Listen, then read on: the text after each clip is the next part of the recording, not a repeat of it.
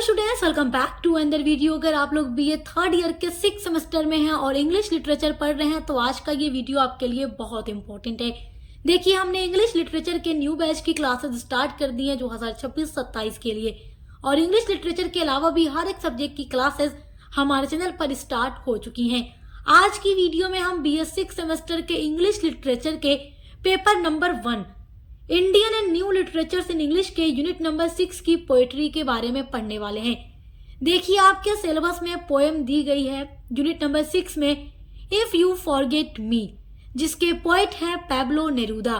तो आज की वीडियो में हम अबाउट द पोएट जानने वाले हैं, यानी पोएट के बारे में जानने वाले हैं, पैब्लो नेरूदा के बारे में। जहां जहां रिटन टाइप पेपर होगा, यानी कि सब्जेक्टिव पेपर होगा, उन बच्चों के लिए वीडियो इंपॉर्टेंट है और उनके लिए भी इंपॉर्टेंट है जिनका एमसीक्यू बेस्ड पेपर होगा, क्योंकि जो एमसीक्यूज बनकर के आते हैं वो यहीं से आते हैं। तो आप जब डिटेल में क्लासेस किए रहेंगे तभी आप लोग अपने एमसीक्यूज क्वेश्चंस को भी अटेम्प्ट कर पाएंगे। तो देखिए, if you forget me poem का जो पूरा एक्सप्लेनेशन है हिंदी में लाइन बाय लाइन हमने आपके लिए अपलोड कर दिया है। उस वीडियो की लिंक आपको मिल जाएगी इसी वीडियो के डिस्क्रिप्शन बॉक्स में। आपके सिलेबस में जितनी भी पोएम्स दी गई हैं, जितने भी ड्रामास दिए गए हैं, सभी के बारे में हम पढ़ा रहे हैं लगातार, और उन सभी के राइटर या पोएट के बारे में भी एक वीडियो बना रहे हैं ताकि आप राइटर या पोएट के बारे में भी अच्छे से जान सकें। चलिए जानते हैं पैब्लो नेरूदा के बारे में। सबसे पहले आपको पैब्लो नेरूदा का रियल नेम याद रखना है। यहाँ पर फुल नेम देखना है, नेफ्टेली रिकार्डो रीइस बोसोआल्टो। ये पैब्लो नेरूदा का फुल नेम है। और पैब्लो नेरूदा का ये जो नाम आप देख रहे हैं, पैब्लो नेरूदा, ये इनका पेन नेम है, यानी इस नाम से ये लिखा करते थे।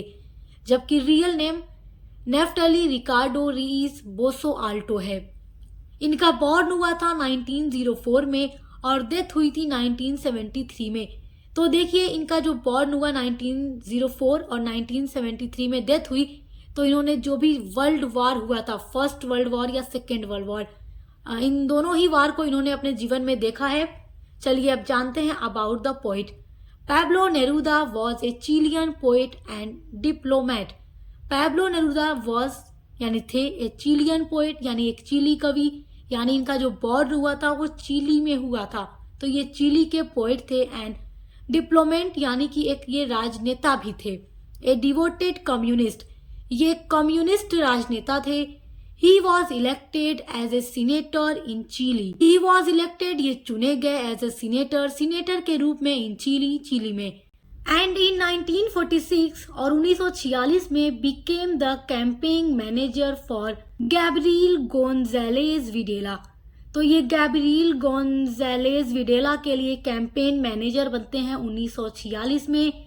A man who turned against the communist party, और ये जो आदमी थे जिनके ये मैनेजर बनते हैं, मतलब पैब्लो नेरूदा जिस आदमी के मैनेजर बनते हैं, वो आदमी बाद में चलकर कम्युनिस्ट पार्टी के अगेंस्ट यानी खिलाफ हो जाते हैं। Subsequently Neruda and his wife fled Chile in fear.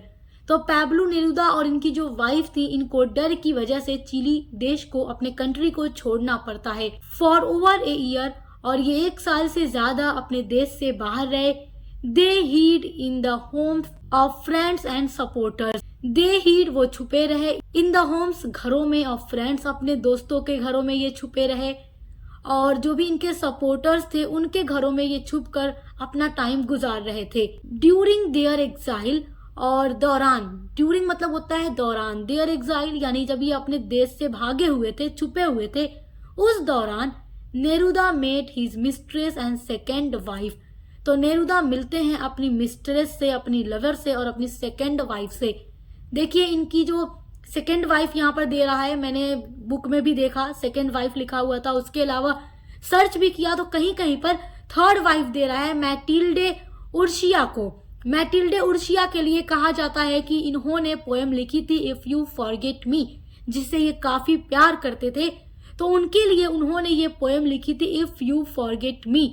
और देखिए, ये भी कहा जाता है, मतलब इसके लिए 2 बातें कही जाती हैं इस पोएम के लिए, कि जो पैब्लो नेरूदा थे, पोएट जो थे, ये अपने देश से मतलब भाग कर रह रहे थे, एग्जाइल हुए थे, तो ये अपनी कंट्री के लिए लिख रहे हैं कि मतलब अगर ए देश तुम मुझे भूल जाओगे तो मैं भी तुम्हें भूल जाऊंगा और दूसरी धरती या जमीन ढूंढ लूंगा रहने के लिए। और ज्यादातर तो लोगों का यही कहना है कि इन्होंने ये अपनी लवर मैटिल्डे उर्शिया के लिए ही लिखा था कि if you forget me I will forget you, यानी तुम मुझे भूल जाओगी तो मैं भी तुम्हें भूल जाऊंगा, तुम मुझे प्यार करोगी तो मैं तुम्हें प्यार करूंगा, तुम मुझे प्यार करना छोड़ दोगी तो मैं तुम्हें प्यार करना छोड़ दूंगा।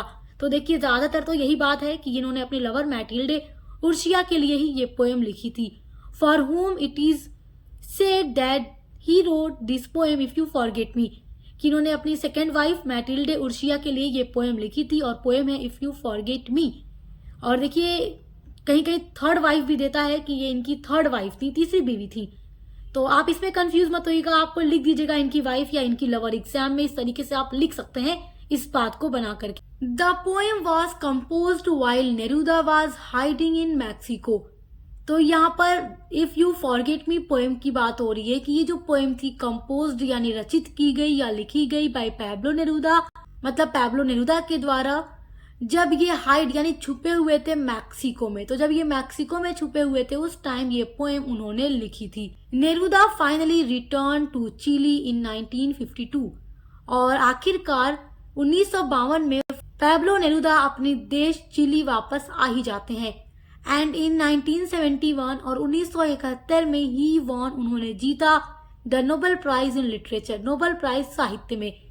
तो इन्हें लिटरेचर में नोबेल प्राइज भी 1971 में दिया गया था, ये बात आप नोट कर लीजिएगा। जहां एमसीक्यू बेस्ड पेपर होता है ये क्वेश्चन आ सकता है। Neruda wrote only in his native language Spanish.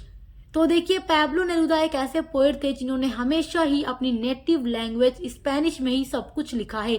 तो इनका जितना भी वर्क आप देखेंगे वो आपको स्पेनिश लैंग्वेज में ही मिलेगा। उसको बाद में इंग्लिश में किसी अदर्स के द्वारा ट्रांसलेट किया गया है, इन्होंने खुद ट्रांसलेट नहीं किया। और इनकी ये जो poem if you forget me है ये भी स्पेनिश लैंग्वेज में ही लिखी गई है, बाद में इसको इंग्लिश में ट्रांसलेट किया गया था। His works have been translated into English by others। इनके जितने भी वर्क्स हैं सब स्पेनिश भाषा में इनके द्वारा लिखे गए हैं। तो इनके वर्क्स को बाद में किसी और के द्वारा इंग्लिश में ट्रांसलेट किया गया। Neruda is often considered the national poet of Chile. Pablo Neruda is often considered the national poet of Chile. Neruda is often considered यानी ये प्राय जाने जाते हैं national poet of Chile, Chile के राष्ट्रीय कवि के रूप में, यानी कि चिली के राष्ट्रीय कवि के रूप में पैब्लो नेरुदा को जाना जाता है। यहाँ पर मैंने इनका कुछ फेमस वर्क भी नोट किया है। Extravagaria, still another day, keeping quiet, ये सब इनका बहुत ही फेमस वर्क है। उसके अलावा आप एग्जाम्पल में इफ यू फॉरगेट मी भी लिख सकते हैं क्योंकि ये भी इनका एक बहुत ही फेमस वर्क है। तो आई होप आप पैब्लो नेरुदा के बारे में अच्छे से समझ गए होंगे। If you forget me poem को पढ़ने के लिए आप प्लेलिस्ट को चेक जरूर कीजिएगा। सभी यूनिट्स पर आपको वीडियोस मिलेंगी, पेपर 1 एंड पेपर 2 दोनों के लिए। और इंग्लिश लिटरेचर के अलावा आप पॉलिटिकल साइंस या सोशियोलॉजी या हिस्ट्री कोई भी सब्जेक्ट अपने 6 सेमेस्टर में पढ़ते हैं तो उसकी भी क्लासेस चैनल पे हमारे चल रही हैं, तो उसके लिए भी विजिट जरूर कीजिएगा। अच्छे से पढ़ाई करते रहिए। Best of luck. कब मिलते हैं अगली वीडियो के साथ।